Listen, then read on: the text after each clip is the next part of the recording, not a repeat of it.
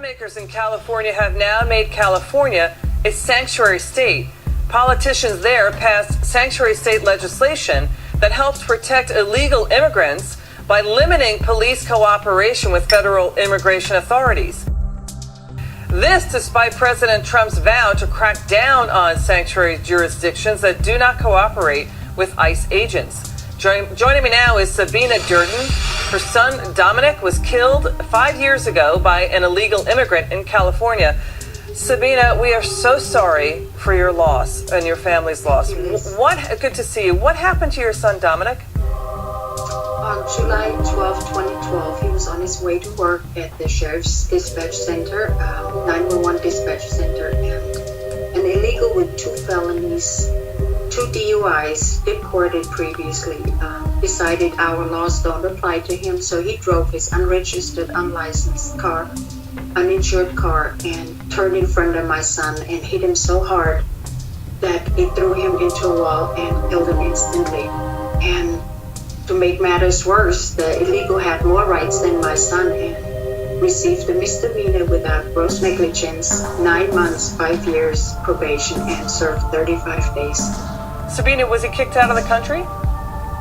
It took me and my fiance a year and a half to get him out, because I was told by an ICE agent that while he was sitting in the immigration detention center, they would have opened the back door and let him out. Critics like to call what your family suffered and the hideous, disgraceful loss that your family has gone through, losing Dominic. Critics like to call what you've gone through, what you've endured, isolated incidents. But we've had many people on this show who have lost loved ones because of this national disgrace going on with deported illegal immigrants coming into the country and killing again. Listen. A 4-time deported illegal alien that had done 5 years in prison for attempted murder and had a 15-year rap sheet just pulled up next to Spencer and randomly blew his brains out. Joshua went to school one day, and unbeknownst to me, a classmate asked him for a ride home. We found out at the trial that his intent was to murder Josh for his truck. He brutally beat him, crushed his face and voice box. He beat him in the head with a closet rod 4 times until it broke. He strangled him over and over again, tortured him. He tied him up like an animal, dropped him in a field, and set him on fire. An illegal immigrant, intoxicated, hit him from behind, going probably 120 miles an hour. All right, Sabina, if you could send a message now to California legislatures, if you could talk directly to Governor Jerry Brown, what would you tell them?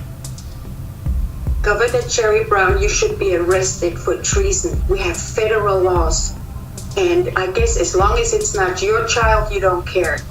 It doesn't matter if it's 10 victims a day, 100 victims, 1 is too many. We as Americans deserve to be protected, not illegals.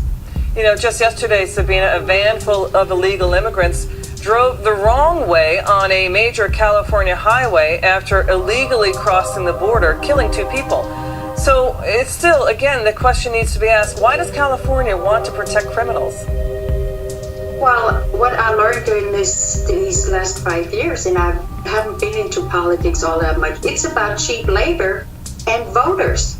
They're going to vote Democratic. They get their license, they automatically register. And a lot of people still don't know about sanctuary cities and states, because if they would know what's coming at them in California and other states, they would be on the streets holding up signs that our American citizens need to come first. And money, the billions that they spend on illegals, need to go to our veterans, to our inner cities, to any American that needs help. We can't continue this insanity. Sabina, we've got to go quickly. Has any Democrat politician reached out to you to talk to you about your loss? No, I was in Washington last week with AVAC.US, our group that we formed, and they ran from us.